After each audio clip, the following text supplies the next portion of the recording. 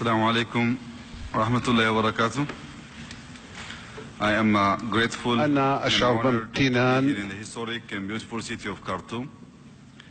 I'm very much grateful وأنني for the ممتن warm للغاية welcome and لحسن الاستقبال الذي حصلت به والذي يقع ضمن التقاليد والضيافة التقليدية السودانية والتي حصلنا عليها أنا ووفد المرافق لي منذ وصولي.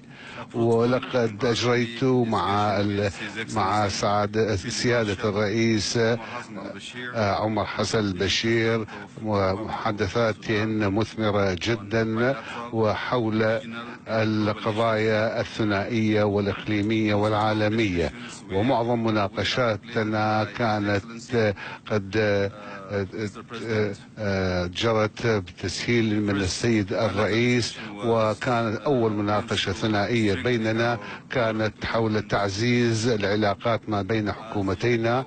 وكما تعلمون جميعا لدينا حقا العلاقة بين الحكومتي السودان وأثيوبيا وثيقة جدا، ولكن نريد تطويرها وحتى رفعها إلى مستويات أعلى أيضا لكي نعمق العلاقات ما بين الشعبين. أيضا أن الإثيوبيين وهم في السودان يشعرون كأنهم يعيشون في وطنهم، وكذلك السودانيون الذين يعيشون في بلادنا يشعرون كأنهم في بلادهم ووطنهم. وهذا طبعا شعور موجود لدى الطرفين، لأن بلدينا هما لديهما عدد كبير من السكان، وأن وجود علاقات جيدة بين هذين الشعبين يمثل مثالا جيدا للعلاقات لبقية الدول والشعوب الأفريقية.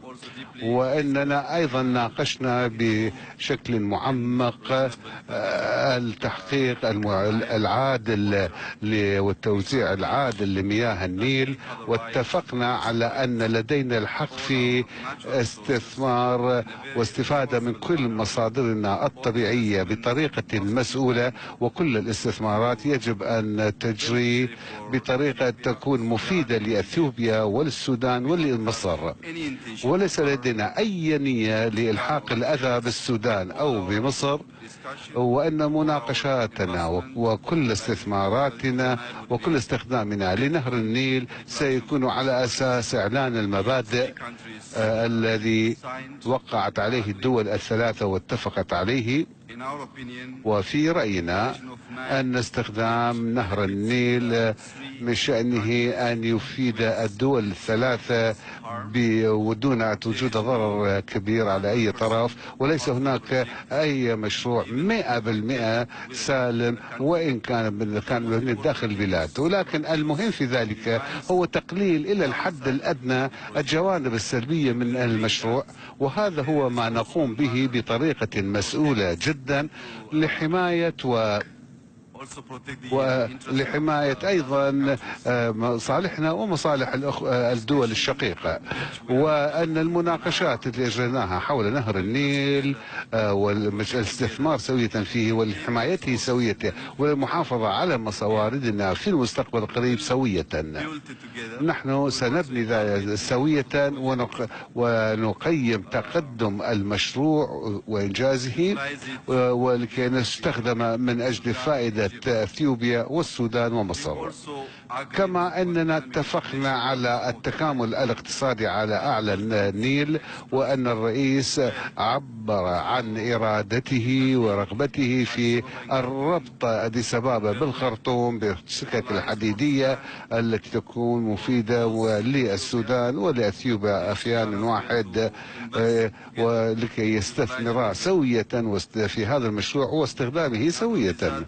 وليس هذا فقط، بل أيضا اتفقنا على توسيع التبادل الاقتصادي في السلع والخدمات بين البلدين، بحيث تشمل تبادل المستثمرين من هنا إلى أثيوبيا ومن السودان من أثيوبيا إلى السودان، بما يمكن أن يساعد على تعميق وتعزيز العلاقات بين شعبينا إضافة إلى التكامل الاقتصادي.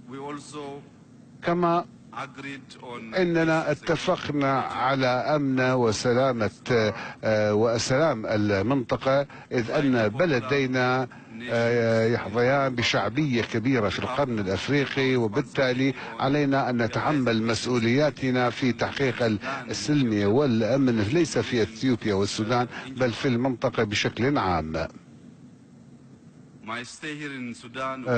زيارتي إلى السودان كانت مثمرة، وأن سيادة الرئيس كان في غاية اللطف في استقبالنا والشعور بمشاعرنا وآلامنا وفهم مشاكلنا وفي مساهمته الإيجابية لحل كل مشاكلنا. وكما سمعت فإن الرئيس قرر إطلاق كل السجناء الأثيوبيين، لأن الأثيوبيين يشعرون أن السودان هو بلدهم ووطنهم، وذلك نحن نقدر ما قام به مبادرة السيد الرئيس، وأن هذا القرار الذي اتخذه قرار رائع جدا، وهو درس لنا جميعا لكي نشعر فعلا أن في وطننا. وفي شكل عام جرينا محادثاتنا هي رائعة في كل جوانبها، وإننا ممتنون لوجودنا هنا، وشكرا جزيلا.